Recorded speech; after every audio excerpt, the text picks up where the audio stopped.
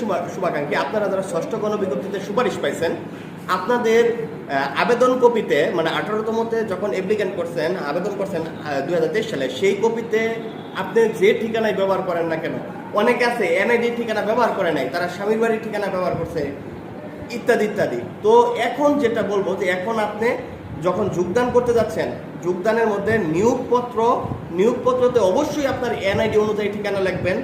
আপনি ব্যাংকে অ্যাকাউন্ট খুলবেন এনআইডির ঠিকানায়, কারণ এনআইডি ছাড়া ব্যাংকে অ্যাকাউন্ট খুলবে না। ব্যাংক থেকে স্টেটমেন্ট দিবে আপনার এনআইডি অনুযায়ী। এরপরে আপনি এনপিও ফাইল পাঠাবেন, এনপিও ফাইল পাঠানোর জন্য যে আপনার যাবতীয় ঠিকানা সেটাও এনআইডি অনুযায়ী হবে।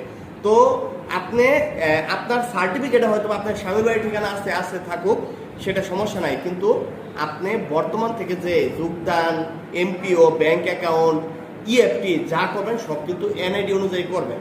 তো এইটা যদি না করেন তাহলে জটিলতা সৃষ্টি হবে। বিষয়টা আপনারা আরও জনস্বার্থে আপনারা আরও বিষয়টা জেনে নেবেন। আমার যতটুকু জানা আছে আমি শেয়ার করলাম।